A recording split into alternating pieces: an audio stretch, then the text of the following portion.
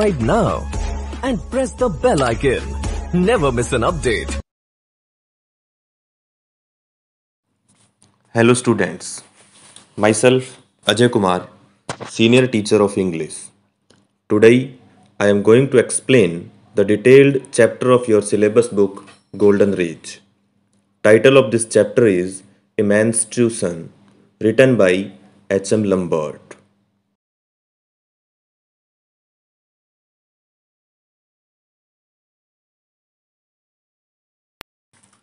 प्यारे विद्यार्थियों, यह कहानी दिल को छू लेने वाली कहानी है। एक बूढ़ा व्यक्ति अपने जन्मदिन के अवसर पर एक बड़ी दावत का आयोजन करता है। बूढ़ा व्यक्ति एक चोर को बिना सजा दिए उसके साथ दयालुता वाला व्यवहार करता है। बूढ़े व्यक्ति की दयालुता के कारण उस चोर के मन में उसके प्रति अपनत्व पैदा कर देता है। बूढ़े व्यक्ति द्वारा दी गई सहायता के कारण वह चोर बड़ा आदमी बन जाता है और कुछ वर्ष बाद बूढ़े व्यक्ति के जन्मदिन के अवसर पर उसे उपहार देता है। आइए अब हम एच.एम. लम्बर्ट द्वारा लिखी गई इस कहानी को विस्तार से पढ़ते हैं। इमेंस ट्यूशन यानी एक व्यक्ति का सच्चा पुत्र। There was a great feast being held in the house of a certain gentleman. Feast का मतलब होता है दावत। एक बड़े आदमी के घर में एक बड़ी दावत का आयोजन किया जा रहा था। It was his birthday and many of his relations had come from far and near to greet him and bring him gifts. Far का मतलब होता है दूर और near का मतलब होता है पास। Greet का मतलब होता है सत्कार करना। रिलेशंस का मतलब रिश्तेदार, मित्र मंडली। यह उसका जन्मदिन था और इस अवसर पर उसके दूर एवं पास के रिश्तेदार उसका सत्कार करने के लिए उपहारों के साथ आए थे। ही एंटरटेन्ड हिज गेस्ट। गेस्ट का मतलब होता है अतिथि। एंटरटेन का मतलब होता है मनोरंजन करना। उसने अपने अतिथियों का मनोरंजन किया। It was his duty to look after them well. Look after का मतलब होता है देखभाल करना। उनकी अच्छे तरीके से देखभाल करना उसका कर्तव्य था। In the evening he gave a great feast. शाम के समय उसने एक बड़ी दावत दी। And the gifts which the guest brought were placed in the centre of the hall so that all might see them. और वे सारे उपहार जो उसके रिश्तेदार उसके लिए लेकर आए थे उन सभी को हॉल के बीचों बीच रखा गया ताकि सभी उन्हीं को देख सकें।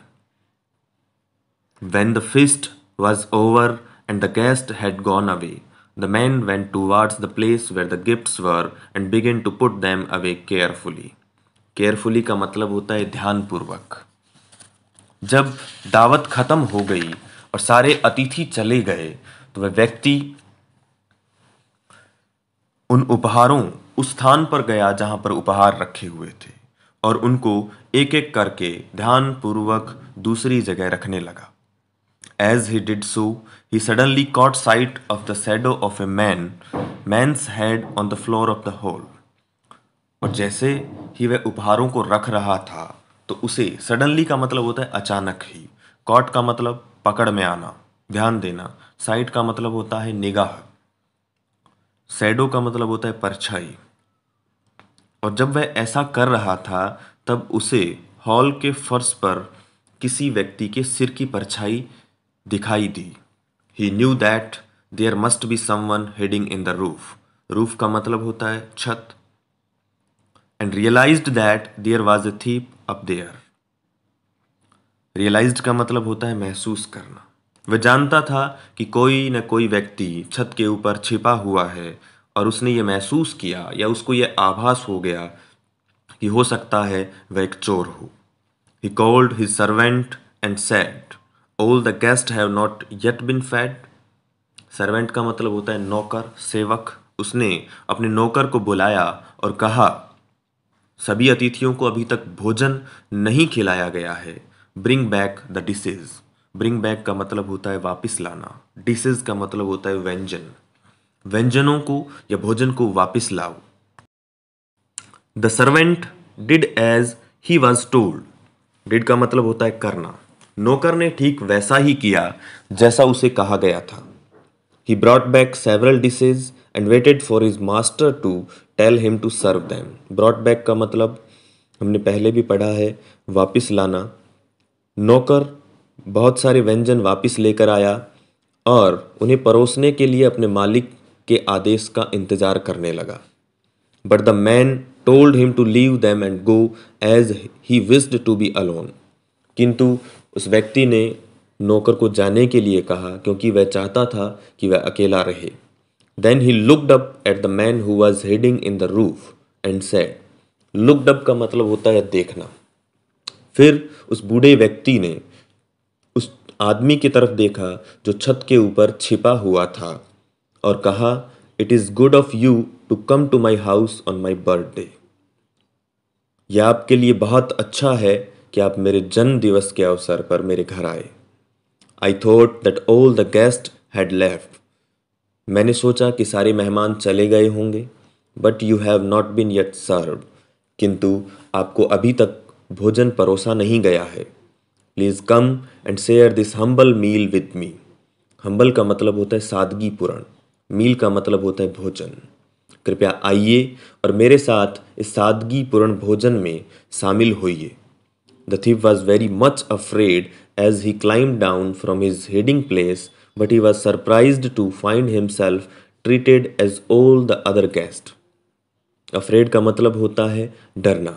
Climb down का मतलब होता है नीचे उतरना। जब चोर नीचे उतर रहा था, यानी अपने छिपे हुए स्थान से जब नीचे उतर रहा था, तब उसे बहुत ज़्यादा डर लग रहा था। किंतु उसे या उस चोर को उस वक्त बड़ा आश्चर्य हुआ जब उसे ये महसूस हुआ कि अन्य मेहमानों की तरह भी उसके साथ वैसा ही व्यवहार किया जा रहा है। His host served him with great courtesy, and when he rose to leave, the old man gave him a gift and a bag of coins, and himself took him to the gate of the courtyard. Host का मतलब होता है मेज़बान। courtesy का मतलब होता है शालीनता। कोर्टयार्ड का मतलब होता है आंगन।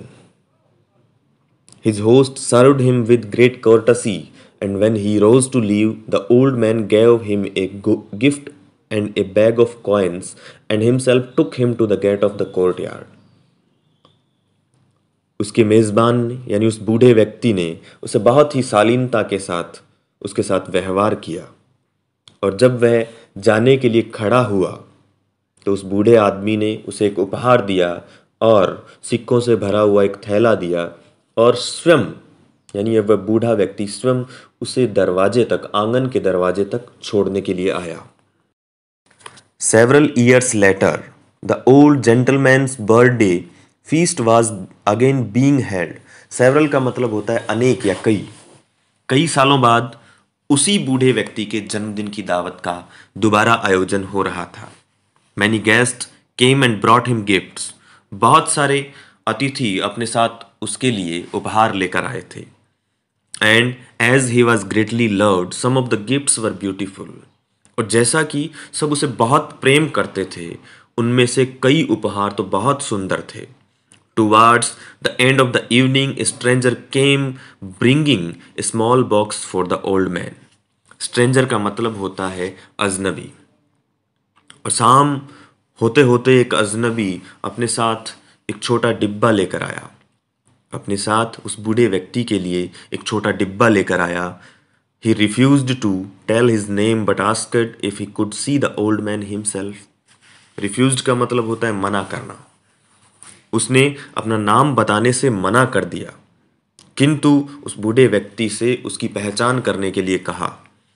When the old man opened the box, he found inside it a precious pearl worth a great deal of money. Pearl का मतलब होता है मोती और precious का मतलब होता है अमूल्य। जब उस बूढ़े व्यक्ति ने उस डिब्बे को खोला तो उस डिब्बे में उसे एक बहुमूल्य या अमूल्य मोती मिला। Worth the great deal of money. एक ग्रेट डील का मतलब होता है बहुत सारा, यानी उसकी जो है वो कीमत बहुत ज़्यादा थी, वो बहुमूल्य था। He told his servant to bring the stranger immediately. उसने अपने नौकर को उस अजनबी आदमी को तुरंत ही बुलाने के लिए कहा। The stranger entered. Entered का मतलब होता है आना या प्रवेश करना। वह अजनबी अंदर आया। As he approached the old gentleman, he bowed low. Approached का मतलब होता है पहुंचना, और जैसे ही वह बूढ़े व्यक्ति के पास पहुंचा, बोर्ड का मतलब होता है झुकना और लो का मतलब होता है नीचे। जैसे ही वह उस बूढ़े व्यक्ति के पास पहुंचा, उसने झुककर उसका अभिवादन किया। He knew that his host was unable to recognize him because his sight was dim. Host का मतलब हम पहले पढ़ चुके हैं, मेज़बान होता है। अनेबल का मतलब होता है असक्षम, असमर्थ।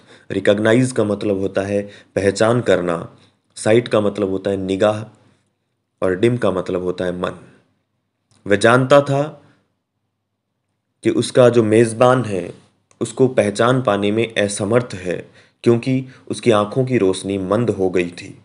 सो he went nearer and said quietly. Quietly का मतलब होता है शांतिपूर्वक, धीरे से। इसलिए वो उसके और पास गया और धीरे से कहा, I am the one whom you helped greatly many years ago.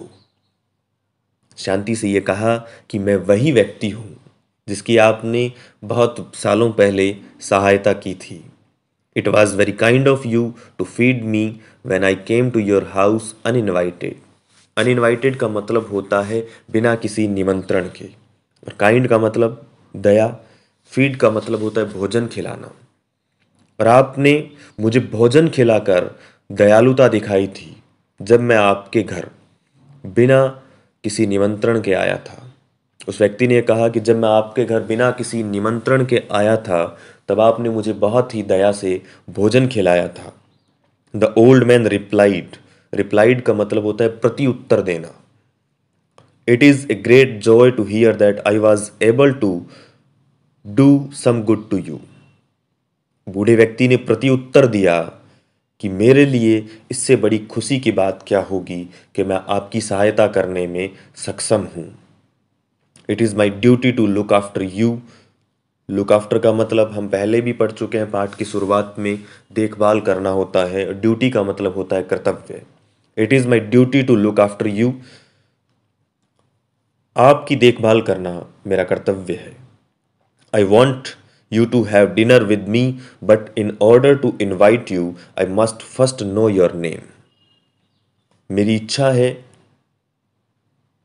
कि मैं आपके साथ सायंकालीन भोजन करूं, लेकिन उससे पहले मैं आपका नाम जानना चाहता हूं। The man who had brought the priceless gift replied. Priceless का मतलब और precious का मतलब अमूल्य। जो व्यक्ति वह अमूल्य उपहार लेकर आया था, उसने प्रति उत्तर दिया, sir, once before on another occasion like this you invited a guest without knowing his name. श्रीमान, एक बार पहले आपने ऐसे ही किसी अवसर पर एक ऐसे अतिथि को बुलाया था, एक ऐसे अतिथि को निमंत्रण दिया था जिसका आप नाम भी नहीं जानते थे। That guest was hiding in your roof and wishing you ill, yet you treated him with honor and courtesy. वह अतिथि आपकी छत पर छिपा हुआ था और आपके बारे में बुरा सोच रहा था या आपके बारे में बुरी कामना कर रहा था, फिर भी आपने उसे बड़े सम्मान और शालीनता के साथ आपने उसके साथ अच्छा व्यवहार किया। Could you not invite him today as you did then? क्या आप उसे या उसी व्यक्ति को आज आप उसी तरह निमंत्रित नहीं करेंगे, आमंत्रित नहीं करेंगे? The old gentleman remembered how he had found the thief hiding in his roof, and the stranger explained how the kindness shown to him on that occasion had changed his life. Remembered का मतलब होता है याद करना। उस बूढ़े आदमी ने याद किया कि कैसे उसने अपनी छत पे छिपे हुए चोर को ढूंढा था, और उस अजनबी ने यह व्याख्या की, यह बताया कि आपने उस अवसर पर मेरे प्रति जो दयालुता दिखाई थी उससे मेरा जीवन बदल गया। Since that day, he had given up his evil ways and tried to earn his living by honest work. Honest का मतलब होता है ईमानदारी से, evil ways का मतलब होता है बुरे रास्ते। और ठीक उसी दिन से मैंने अपने सारे बुरे काम करने बंद कर दिए और ईमानदारी से अपनी आजीविका चलाने के लिए प्रयत्न करने लगा। एज ईयर्स वेंट बाई, और जैसे जैसे साल गुजरते गए, ही बिकेम वेरी रिच, वह बहुत बड़ा अमीर बन गया। But that did not make him arrogant. Arrogant का मतलब होता है घमंडी या अहंकारी। किंतु अमीर बनने के कारण वह अहंकारी नहीं हुआ। It was his duty, he felt, to show to others the same kindness that had been shown to him by the gentleman. और यह उसका कर्तव्य था, जैसा कि वह महसूस करता था, क्योंकि जैसी दयालुता उस बूढ़े व्यक्ति ने उसके प्रति दिखाई थी, वैसी ही दयालुता वह दिखाना चाहता था। The old gentleman was deeply touched by the story. बूढ़ा आदमी इस कहानी से बुरी तरह The old gentleman was deeply touched by the story, and when all the other guests had left, he turned to the stranger and said to him, "You see, I have many sons and grandsons."